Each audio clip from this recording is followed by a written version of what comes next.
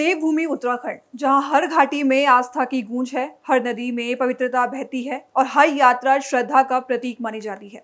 लेकिन आज ये देवभूमि एक ऐसे गंभीर सवाल के घेरे में खड़ी है जो कानून व्यवस्था, सामाजिक सौहार्द और प्रशासनिक नियंत्रण तीनों पर बड़ी चुनौती खड़ी करता है। क्या यहाँ हालात बदल रहे हैं? क्या आस्था की यह धरती अब टकराव के मामलों से घिरने लगी है? और क्या छोटे छोटे विवाद बड़े तनाव का रूप लेते जा रहे हैं? नमस्कार, आप देख रहे हैं पल्स 24 न्यूज में आपके साथ दिव्या पैन्यूली। और आज हम बात करेंगे उस पूरे घटनाक्रम की जिसने कर्णप्रयाग से लेकर रुद्रप्रयाग तक कानून व्यवस्था पर बड़े सवाल खड़े कर दिए हैं। उत्तराखंड में स्थित कर्णप्रयाग, जो चार धाम और हेमकुंड साहिब यात्रा का अहम पड़ाव है, वहां 16 जून को हुआ एक विवाद अब सिर्फ झगड़ा नहीं रहा, बल्कि उसने पूरे इलाके में तनाव, राजनीतिक बयानबाजी और प्रशासनिक चुनौती खड़ी कर दी है। कभी बाइक टक्कर से शुरू हुआ मामला विवाद देखते ही देखते धारदार हथियारों तक पहुंच गया और फिर गिरफ्तारी, प्रदर्शन, आरोप प्रत्यारोप और सुरक्षा बलों की तैनाती तक मामला जा पहुंचा। एक तरफ स्थानीय व्यापारी, दूसरी तरफ निहंग यात्री और बीच में कानून व्यवस्था की बड़ी परीक्षा। जो सवाल उठता है, क्या ये सिर्फ एक स्थानीय झड़प थी या इसके पीछे गहरी सामाजिक और प्रशासनिक चूक छिपी है? और क्या देवभूमि में बढ़ते ऐसे घटनाक्रम चिंता का संकेत है? आज हम बात करेंगे कर्णप्रयाग हिंसा के बारे में, रुद्रप्रयाग के गुरुद्वारे में कैसे तनाव बढ़ा और साथ ही उन आवाजों को भी जो न्याय और शांति दोनों की मांग कर रही है। पहले बात करेंगे उस शुरुआती घटना की जिसने इस पूरे विवाद की नींव रखी। कर्णप्रयाग के बाजार में आखिर हुआ क्या था और कैसे एक मामूली टक्कर ने हिंसा का रूप ले लिया।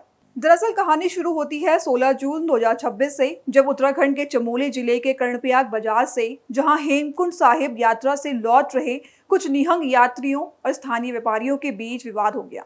सूत्रों के अनुसार एक बाइक की टक्कर एक खड़ी कार से हो जाती है और इसके बाद शुरू होती है कहासुनी, जो धीरे धीरे तनाव में बदल जाती है। प्रत्यक्षदर्शियों का दावा है कि कुछ ही देर में माहौल बिगड़ गया और विवाद ने हिंसक रूप ले लिया। आरोप है कि इस दौरान धारदार हथियारों का इस्तेमाल किया गया, जिससे कई लोग घायल हो गए। घटना के बाद इलाके में अफरा तफरी मच गई। स्थानीय व्यापारियों ने विरोध में बद्रीनाथ हाईवे जाम कर दिया, जिससे चारधाम यात्रा भी प्रभावित हुई। पुलिस मौके पर पहुंची और स्थिति को नियंत्रित करने के लिए कार्रवाई शुरू की। 4 आरोपियों को गिरफ्तार किया गया, उनके पास से हथियार, मोटरसाइकिलें बरामद की गई।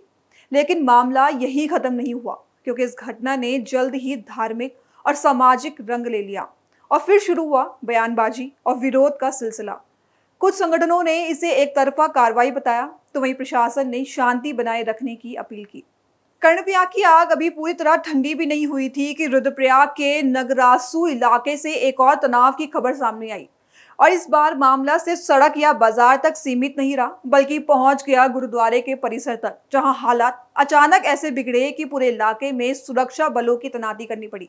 20 जून 2026 का दिन, रुद्रप्रयाग जिले का नगरासू गुरुद्वारा, जहां पहले से मौजूद कुछ निहंग समूहों और स्थानीय लोगों के बीच तनाव बढ़ गया। आरोप है कि वहां मारपीट हुई और कुछ लोगों को बंधक बनाए जाने की भी खबर सामने आई। स्थिति इतनी बिगड़ गई कि सुरक्षा बलों को मौके पर बुलाना पड़ा। आईटीबीपी और पीएसी की तैनाती की गई और पूरे इलाके को सुरक्षा घेरे में ले लिया गया। कुछ रिपोर्ट्स के मुताबिक निहंग समूह गुरुद्वारे की छत पर भी पहुंच गए और स्थिति काफी तनावपूर्ण हो गई। पुलिस और प्रशासन ने बातचीत के जरिए हालात को नियंत्रित करने की कोशिश भी की। इसी दौरान इंटरनेट सेवा को भी कुछ समय के लिए बंद कर दिया गया ताकि अफवाहें न फैले। स्थानीय प्रशासन का कहना है कि हालात अब नियंत्रण में है, लेकिन इलाके में तनाव की स्थिति बनी हुई है। दूसरी ओर सिख संगठनों ने इस मामले में निष्पक्ष जांच और न्यायपूर्ण कार्रवाई की मांग उठाई है। वहीं स्थानीय स्तर पर लोग सुरक्षा और सामान्य जीवन बहाल होने की उम्मीद कर रहे हैं। जब हालात कुछ शांत होते दिख रहे थे, तभी यह मामला एक नए मोड़ पर पहुंच गया। अब सिर्फ सड़क या प्रशासन की बहस नहीं रही, बल्कि राजनीतिक और विरोध प्रदर्शनों ने भी इस पूरे विवाद को घेर लिया और सवाल और ज्यादा गंभीर हो गए। आखिर इस घटनाक्रम की असली दिशा क्या होगी? कर्णप्रयाग और नगरासू की घटनाओं के बाद अब मामला सड़कों और राजनीतिक मंचों तक पहुंच गया है। यूकेडी सहित कई संगठनों ने प्रशासन पर सवाल उठाए। वहीं भाजपा और अन्य राजनीतिक दलों ने कानून व्यवस्था बनाए रखने की बात कही। कई प्रतिनिधिमंडलों ने मुख्यमंत्री से मुलाकात की कोशिश की और निष्पक्ष जांच की मांग उठाई।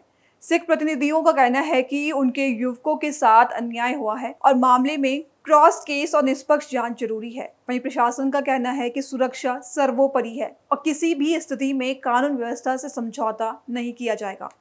चार धाम और हेमकुंड साहिब यात्रा देखते हुए इलाके में अतिरिक्त सुरक्षा बल तैनात किए गए हैं और संवेदनशील क्षेत्रों में निगरानी बढ़ा दी गई है। तो सवाल फिर वहीं आकर खड़ा हो जाता है, क्या देवभूमि में बढ़ते ऐसे विवाद सिर्फ अलग अलग घटनाएं हैं या ये एक बड़े पैटर्न की ओर इशारा कर रहे हैं, जहां एक तरफ आस्था की यात्रा है, श्रद्धा है और आस्था का प्रवाह है, वहीं दूसरी तरफ तनाव, टकराव और कानून व्यवस्था की चुनौती भी दिखाई दे रही है। कर्णप्रयाग की घटना हो या नगरासू का विवाद, हर घटना यही सवाल छोड़ जाती है, क्या संवाद की कमी बढ़ रही है? क्या प्रशासनिक व्यवस्था को और मजबूत करने की जरूरत है? क्या समाज के सभी पक्षों को मिलकर शांति की दिशा में कदम बढ़ाना होगा? फिलहाल प्रशासन ने स्थिति पर नियंत्रण का दावा किया है और जांच जारी है, लेकिन देवभूमि की असली पहचान तभी कायम रहेगी जब आस्था और व्यवस्था दोनों साथ साथ चले, बिना किसी टकराव के। अभी के लिए बस इतना ही। अपडेट के लिए बने रहे हमारे साथ, तब तक देखते रहें पल्स 24 न्यूज़।